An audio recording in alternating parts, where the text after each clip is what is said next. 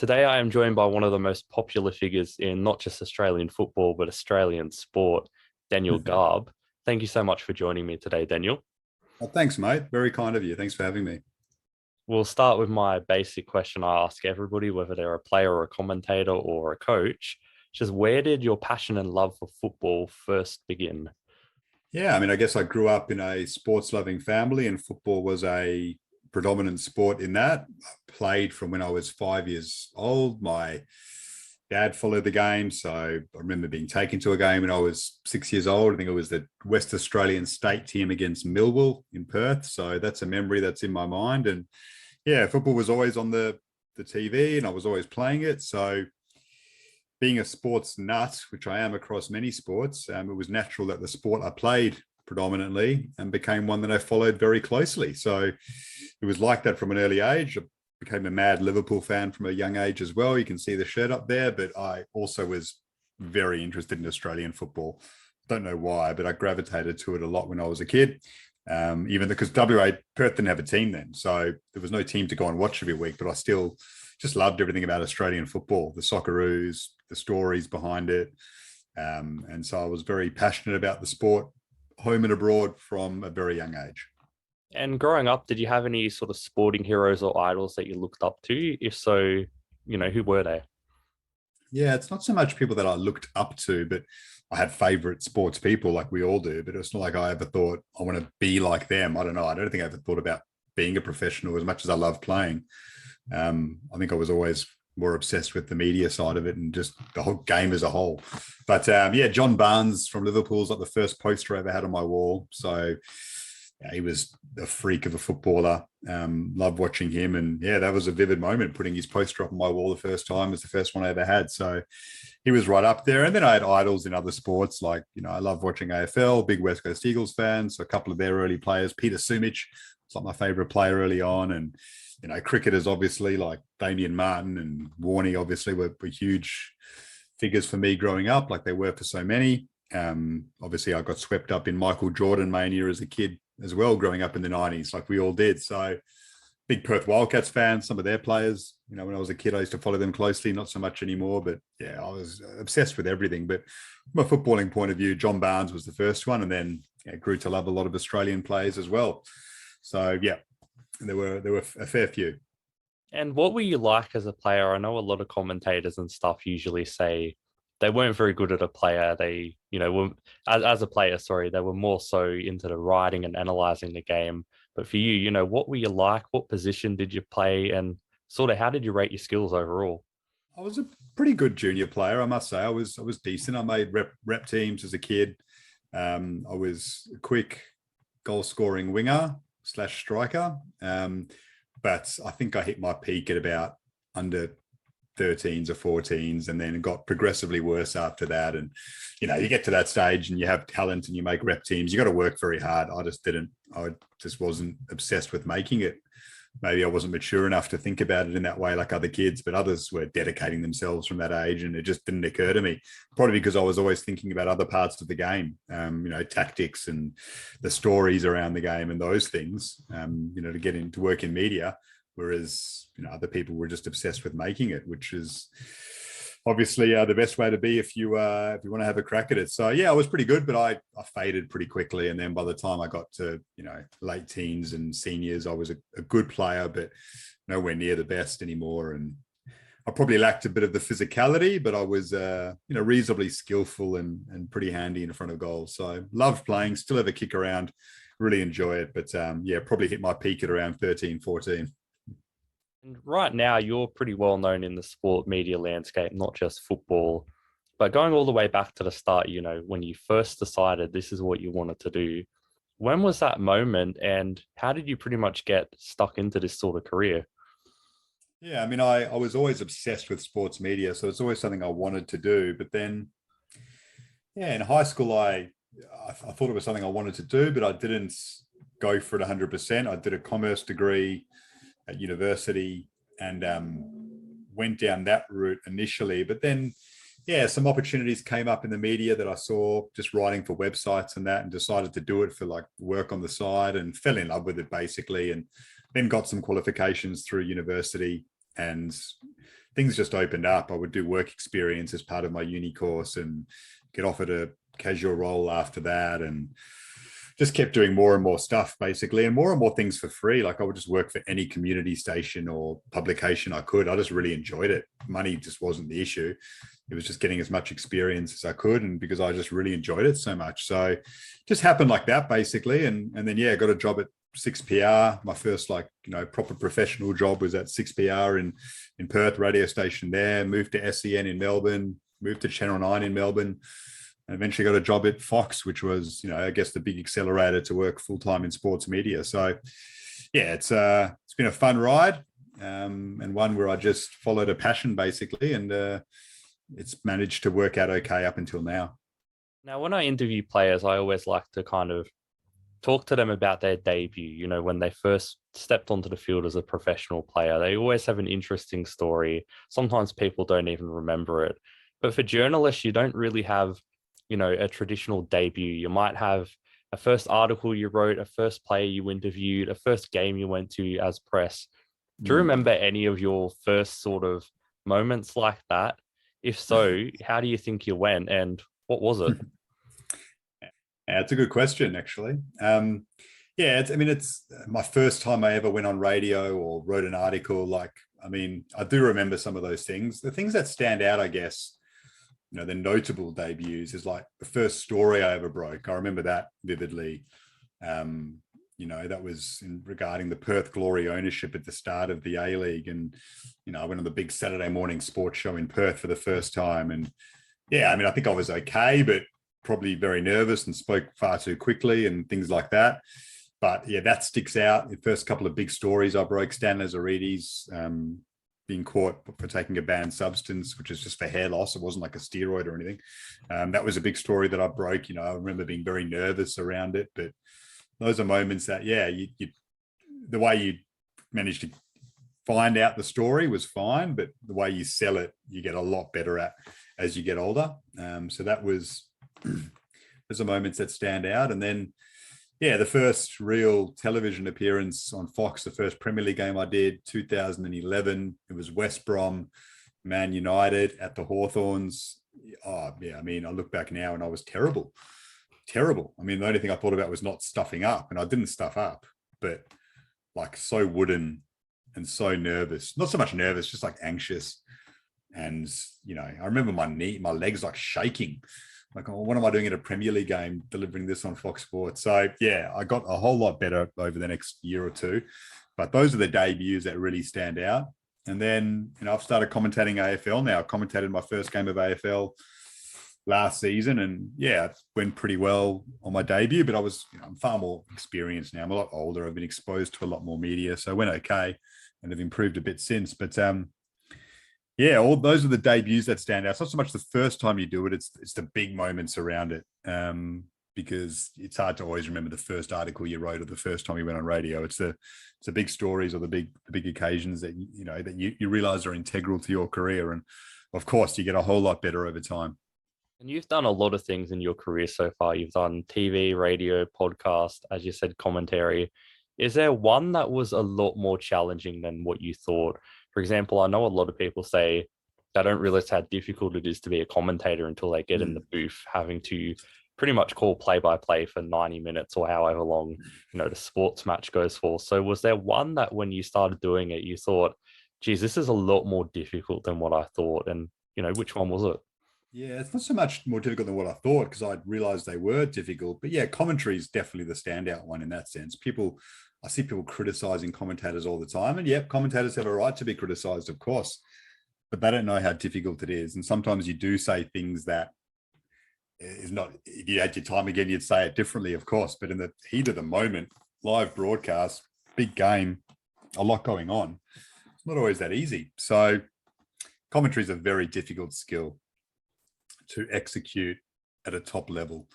So that's, yeah, people don't realize how challenging that can be. One of the things that is tough, delivering on air in front of a camera when it's live, the camera's on and you might be in a big arena and you've got 45 seconds to deliver a piece to camera, be it live or scripted. yeah, that can be something that takes a while to get used to, for sure.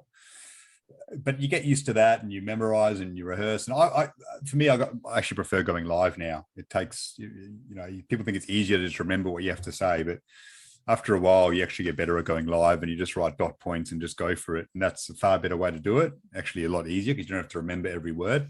So I much prefer doing that. But one thing that was always difficult covering the Premier League was the halftime chat, because you'd actually have to find something that was interesting and then deliver it in about 30 seconds. And you had, the whole first half to do it. So that was always tricky. And finding stuff that is interesting was a challenge. Sometimes you'd find one little thing and you'd maybe blow it up to be more than it was, because you just had to find something to deliver, and you had to deliver it quickly. So the halftime chats were tough ones in Premier League games, but all great experiences that I love and hope to do many more times. Now, you strike me as a bit of a very meticulous and prepared person. So for when you're, going in front of the cameras, when you're preparing for a match, let's say a big match with the Socceroos, what does your preparation look like? Do you have any sort of pre-match ritual type things you do, or do you kind of just like relax, have a cup of tea, do a bit of research before the match and chill out? It depends what you're doing on the game. If you're commentating, you need a lot of research. You need to make sure you've got an anecdote or a stat on every player to get you through. You might only use 20% of it, but you just feel so prepared when you've got something on every player. In terms of covering a game, if you're not commentating and you're just reporting on it, if you've got to deliver something before the game, I'm someone who would have my things ready earlier on in the day rather than just 5 minutes before, and then you can always change it later if you need to. If you've got a big interview, I used to sort of, be careful with how I would write out my questions, so I knew that I could deliver them in the right way. Now that you get more experience, you don't do that all the time, but yeah, you're always there early, making sure you're at the ground a couple hours early, watching warm-ups, just making sure you're on top of everything, finding something that you can spot behind the scenes that might add to the broadcast. So yeah, I've always been like that and very focused and taking it very seriously, because that's what the viewers deserve. Anyone who sort of steps into sports journalism starts off being a fan, from a kid, and then you work your way through and you get to these moments where sometimes you just pinch yourself. I remember for me, my moment was when I covered the Socceroos for the first time.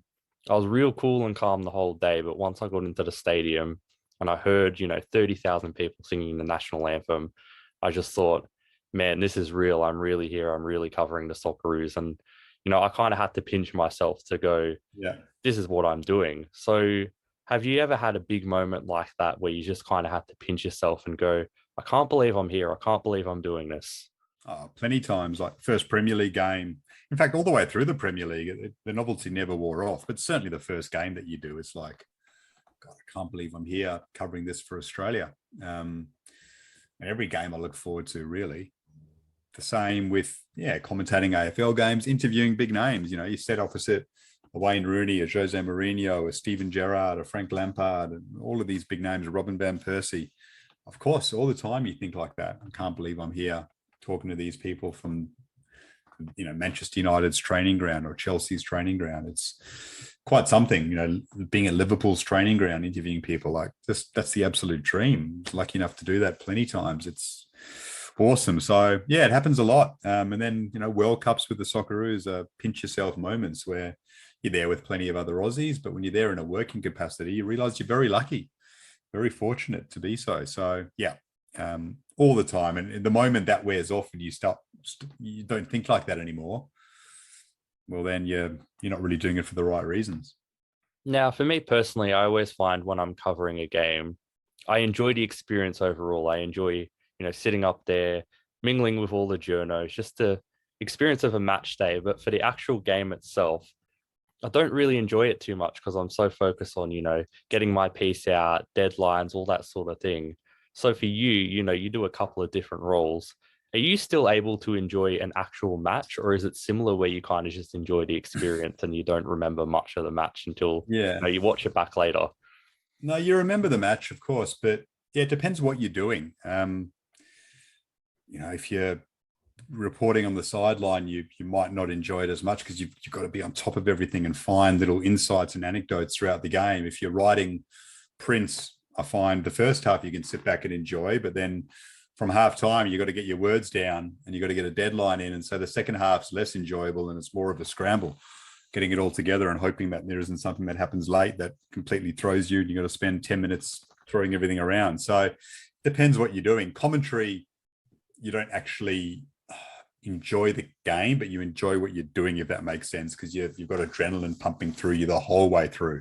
You can't sit back and just watch the game like a fan, but yeah, you love commentating and you're as close to the action when you're commentating than anyone bar the players or coaches, right? So you feel like you're part of the action a little bit, which is great. So yeah, everything brings about a different moment, but I always try to enjoy it like a fan as much as I could. That doesn't mean that you aren't neutral, you aren't objective, you aren't fair and balanced and hard hitting if you need to be. I don't think it's very difficult to be a fan and enjoy the moment. And if you're watching your team get swept up in it and still deliver a balanced report, be it on TV or radio or in print, I find it very easy. The notion that you can't support at all when you're in the media, I just think is unrealistic and flawed. You can, as long as your work is fair and people will judge you based on your work. If bias comes through, well, then you have to rethink things. But I don't think it's hard to be unbiased and neutral. I think it's very easy, actually. So I've always been able to enjoy the game as well. Now, Australia is a bit of a unique country, not just, in every other way, but also with the sporting landscape, particularly with football, where most countries across the world have football as like the undisputed number one. People don't really recognize anything else. With Australia, we kind of have a whole host of sports to choose from, and football's pretty much, towards the lower end. So for you covering all these different sports and football, how would you say the media landscape of football is different to other sports that you cover? Yeah. Look, yeah, you can cover A-League games and it's small, but you can cover World Cups and it's huge. You can cover Premier League games and it's huge. Depends on the level of football you're covering, right? AFL's a big industry, lucky enough to cover a lot of cricket, Ashes tours and World Cups, and that's, there's a big media throng then. So there can be, when you're covering at a lower level, like it's just an A-League game and there's less media interest, you can develop really good relationships with players and coaches and clubs, I find, which is great because, you get to know them on a personal level a lot more. That also means that you can offend people a lot more. And if they don't like what you've said or whatever, then they can have a crack at you personally. That's okay. There's more of a buffer probably in other codes, AFL, cricket, so on, NRL, I'm sure, because there's more media. So you don't get to know people as well, although you still can, but you don't get that personal criticism as often if you say something they don't like, because there's so many other people covering it as well. So that's something that's certainly noticeable. But access is always a lot better as well with football. I find that, AFL, cricket, NRL, it's hard to get those personal tales because there's so many options. They don't need the media as much. Australian football sometimes does, and I love that. You develop those personal relationships and it's easier to get access to players because of that. And that a lot of the time makes the job more enjoyable. Now, you also cast Australia's vote in the Ballon d'Or, which, I don't need to say anything about that. It's one of the biggest things in world football, aside from the World Cup, I would probably say. So how did you first, get that honor? How did you first get presented with this opportunity to be Australia's vote? Yeah, I don't know. It's a bit crazy, but I think it stems from the 2018 World Cup. So we played France in that World Cup, obviously. So I got to know a couple of French journos in Russia leading into that game, covered the World Cup. And then I don't know I think Craig Foster was doing it at one stage. I don't know why he stopped or what the deal was, but I got an email a couple months after the World Cup from France Football asking me to be the Australian judge. I thought it was a prank at first. I read the email about 12 times, like, is this serious?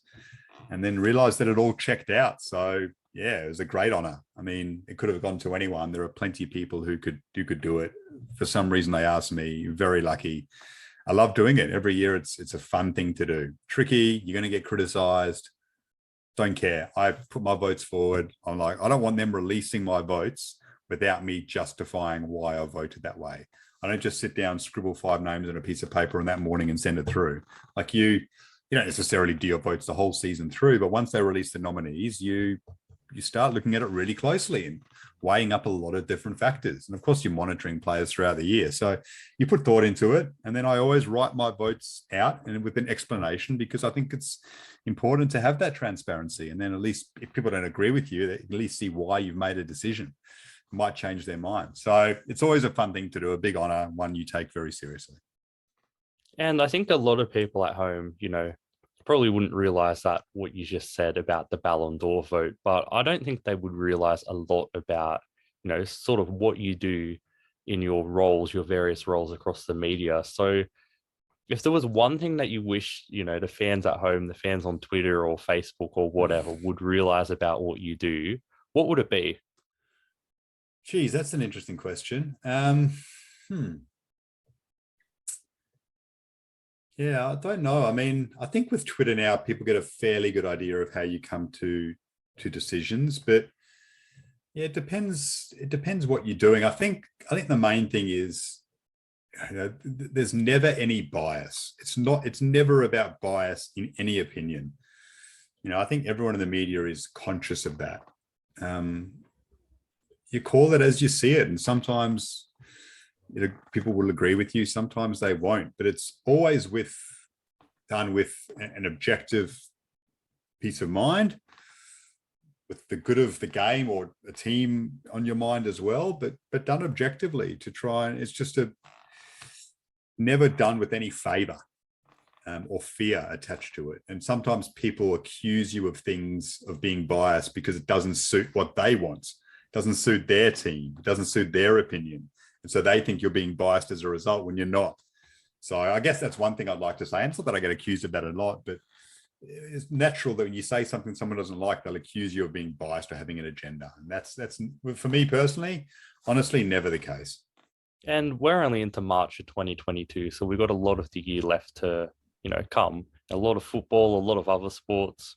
But for you personally, what are you hoping to achieve for the rest of 2022? And sort of what can we expect to see from Daniel Garb? Well, the AFL commentary I do with ABC is a big thing. So I'd like to keep getting better with that all the time and improving and be at a standard that I'm really happy with come the end of the season. That's a big thing for me. And then, just constantly doing more and more and hopefully get more opportunities in football as well. I'd love to commentate in the round ball game like I do with Aussie rules. So that'd be great. Hopefully I can do that at the start of the next A-League season. That would be something I'd be keen to do. And just keep doing good work, really. Well, hopefully we keep seeing you around the football circles for many years to come. But thank you so much for joining me today, Daniel. It's been an absolute pleasure. No worries. Thank you, mate.